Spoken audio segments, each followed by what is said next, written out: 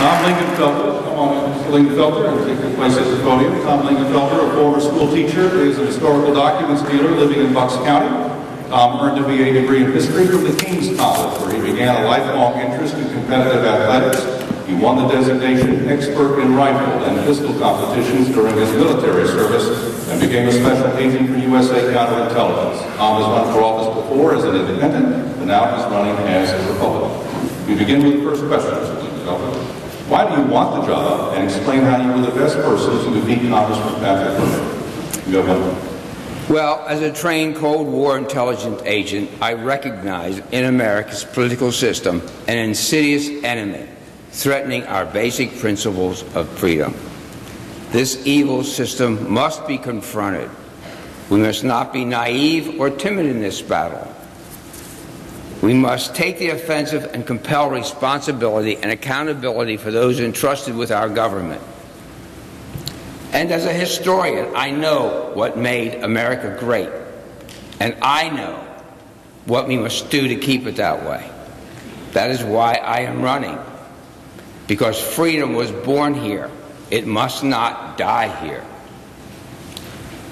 And I guess the essence of who I am, politically, patriotically, etc., and this basic principle is the foundation for the Declaration of Independence and the Constitution. I believe the purpose of good government is to foster the principles of truth, justice, and liberty. Anything less or anything else is bad government. Thank you, sir. Next question. What should the federal government's role be in managing, controlling, or delivering health care? I think the federal government shouldn't be involved at all. It's basically unconstitutional. And if you want the government to be involved, we need an amendment to the Constitution, period. Does that mean that you would do away with Medicare, do away with Medicaid, do away with the government? Well, I think basically those are things that we've already done, and even Democrats admit that probably it's unconstitutional, but so what? We break the Constitution all the time. Now, because we broke the Constitution or bent it before, doesn't mean we should do it again. Health care is right now the obligation of the states. Some states are doing it well and some aren't. But the federal government's role is not to regulate it and control it. Maybe to police it a little bit, but that's the extent of it. Thank you. Next question, sir. What is the 10th Amendment to the U.S. Constitution, and what does it signify to you? Can you give examples of where you think it may have been violated? You have one. Well, we're actually a federal government, which means that the states originally got together and granted certain rights to the federal government. Everything else belongs to the states. Is that happening? No. The states are giving up certain things and turning things over to the federal government because they don't want to be responsible. And now we have the federal government that wants to run everything, because they want control. They want total control. Some states now are standing up and saying, we want our rights back. I respect that. I think we have to go back to original founders' ideas that the states had sovereignty and they only gave up certain rights to the federal government.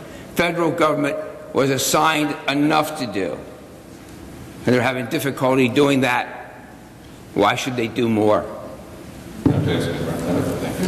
Real quick question, just to follow up. Would you support the state attempts to nullify provisions of any health care reform under the 10th Amendment, using the 10th Amendment? I assume so, but I want to make sure. Yes or no? Well, yes. What specifically would you do to restore the financial health of the United States? You have one moment. Lots of people have answers to that, don't they? I think the federal government generally, and maybe government generally everywhere, should take their hands off of the free enterprise system. America did well for 200 years. But all of a sudden, that wasn't enough. Now they want to control even more. I'm being asked to have you move that just a little closer. Okay. You say closer? Yes, closer. All right. And will you you pledge to vote against every income tax increase and every hidden tax, such as those proposed in healthcare reform? Can I repeat it again? No, is that yes or no? That's a yes or no. Yes. Would you agree to limit your term in office? If so, how many terms would you limit yourself to? I think that's the right of the electorate to decide what the person's limits are. Just because it hasn't worked and because the people have failed to vote people out is no reason why we should change the system. By imposing rights, like imposing requirements like that, I don't believe it serves any useful purpose. You're just going to exchange one bad guy for another bad guy. The people do their job and elect the good people instead of bad people. That's your responsibility. All right, these are answerable, I believe, by yes or no. Will you lead the fight to drill for oil in American fields? Yes, I believe that we should drill everywhere feasible. All right. Will you lead the fight to build new nuclear power plants in the U.S.? Perhaps. Do you believe man-made pollution is a significant part of global warming? No. Do you believe... You said significant. Correct. It may have some. It may have some. Do you believe Roe v. Wade should be weakened to any degree? No. President Obama has directed federal authorities not to go after people who use marijuana for medicinal purposes in states that have authorized the use of medicinal marijuana. Do you agree with his order? That's a maybe. Depends on what particular legislation is passed.